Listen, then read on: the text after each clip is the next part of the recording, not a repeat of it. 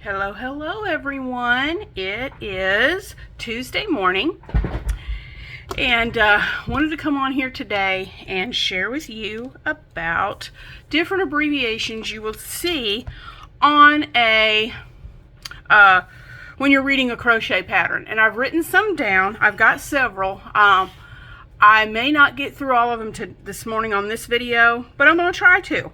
And then if I get through all of these, then the video for next Tuesday, I'm going to actually just show you a sample of a pattern that has some of these in it and show you exactly how to read it in a pattern.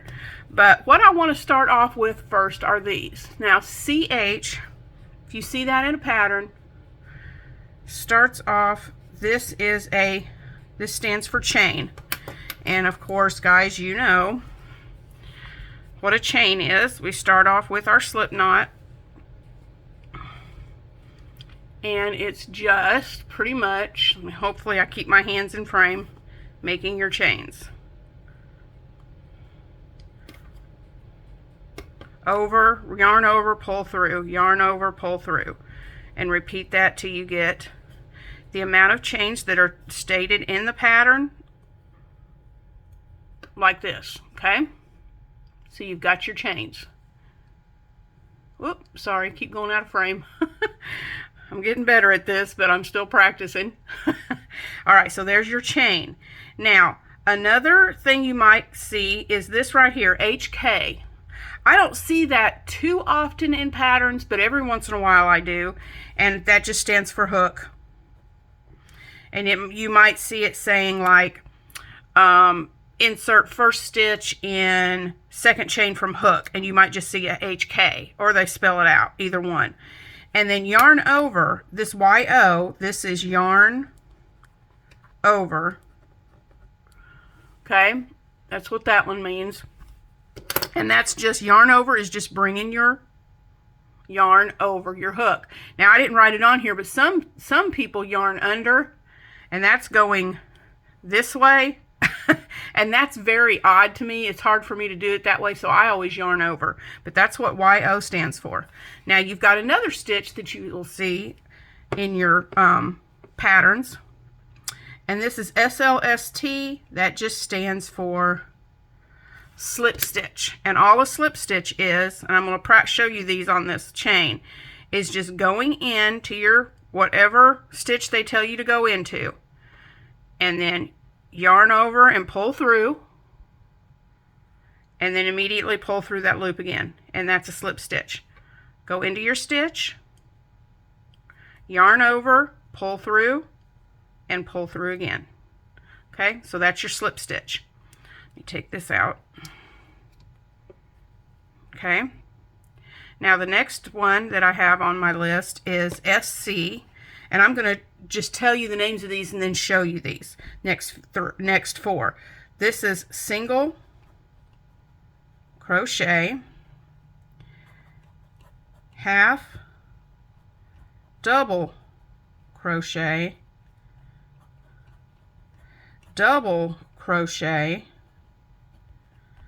and treble crochet. I've also seen this recently called triple. So on this one, you'll either see treble crochet or triple crochet, okay? But more than likely, let me widen this out a little, or zoom this out a little bit where you can see it. More than likely, it's going to say treble, or sometimes it may say triple, okay? But for single crochet, it's very simple. You just go in, you go insert your hook to your stitch, yarn over, and pull through like you were going to do for a slip. But instead of slipping right in, you yarn over again, and you pull through both loops. Single crochet. Insert your hook, yarn over, pull through, yarn over, and go through both loops. That's your single crochet. Double crochet starts out the same way. Insert your hook, yarn over, pull through, but half double crochet, I'm sorry. For a half double crochet, and I did this totally wrong, I am so sorry, I had my brain on single. For a half double crochet, you yarn over first, then insert your hook, yarn over again and pull through. You have 3 loops on your hook, you yarn over, and you pull through all 3 loops. That's a half double crochet. I'll do this again. Yarn over, insert your hook, yarn over and pull through, yarn over and pull through all 3 loops. That's a half double crochet. And then you have a double crochet. You yarn over, insert your hook, yarn over and pull through, and it's a little bit different. Instead, let me pull some more yarn out here. A little bit different. Instead of pulling through all 3 like you do on the half, you yarn over, you pull through the first 2, yarn over, pull through the last 2. That's a double, and you can see how they're getting larger as we go.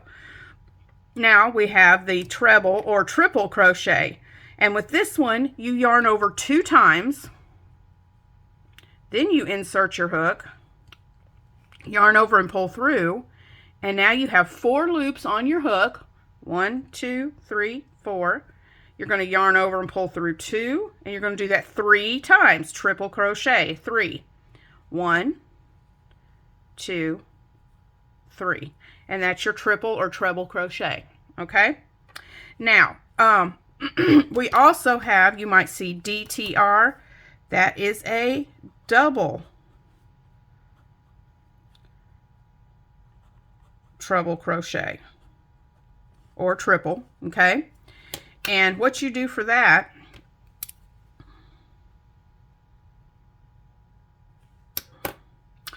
is you yarn over 2 3 times, okay? Insert your hook. And you're just going to keep doing this. It's just an extra crochet on your hook, okay? Now, I want to show you this. I'm going to go back and take these out until I get to my double, and I'm going to do a few double crochets real quick. So I can show this to you. Let me get a few double crochets going here, because this one you need the posts, okay? All right. For the next one, I want to show you. Let me make sure. I don't think I have. Ooh, there we go. I hope you guys can see this. Okay, back post. This BP. This is for back post double crochet. Okay. Now I didn't write it on here, but instead of the BP, you might also see FP DC. That is front post. Okay, so it could be a back post double crochet or FP front post double crochet. And what they mean by that, these stitches right here with this double, these are called the post right here. So on a front post, and I'm gonna chain and turn. Okay, for a front post, you're bringing the post to the front. You're going behind it and bringing the post to the front. Okay, so for a front post double, you yarn over, go behind your post, yarn over and pull through, and then you're going 1, and you're finishing it just like a double. Okay, that's a front.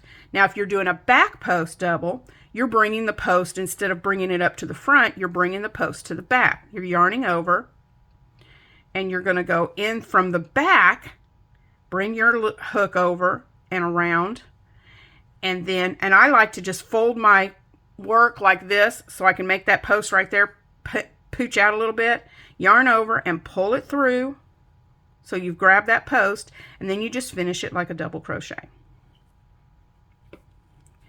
So there's your front post. It brought the post out and the back post back. So I'm going to do another front post and another back post so you can see this. Oops, I've run out. I'm gonna have to do this one on the half so I can see, so you can see it. Okay. So let me pull this out and lay this to the side and see if you can see this. So you can see how the front post brings the stitch up, the back post brings it back. Okay, so that's your front and back post. Now, for, let me bring this out. I wasn't going to show you the stitches. That's not what I had planned, but when I started doing this, I thought, yeah, I'm just going to show you what this is. So it might make more sense showing you what the stitches are than just saying, okay, this is a decrease. Okay, this is a, you know, that way you can see. Let me put some more stitches in here so I can show this to you. Now the next one, the next abbreviation is DEC, which stands for decrease. And you may also see INC, which of course is increase. And all that means is if you see a decrease, that's what this is, decrease and increase, okay? If you see this, and I'm hoping I'm keeping this in frame, decrease and increase, all right? If you see these, all that means is a decrease means you're going to sew, you're going to stitch 2 stitches together, and an increase means you're going to put multiple stitches in the same stitch. So for a, and this might be better if I move this over. I don't know if y'all can see that better or see it better on the white. If I was going to, let me chain 1 and turn. Let's say I'm going to do just a single crochet decrease. You go in and yarn over like you're going to make your single crochet, and instead of finishing off that single, you're going to go right into the next stitch. I'll say it right in a minute. And like you're starting another single crochet. Then you would have 3, and you just go through all 3, and it pulls, what it does, it decreases, so it pulls all of those stitches together, okay?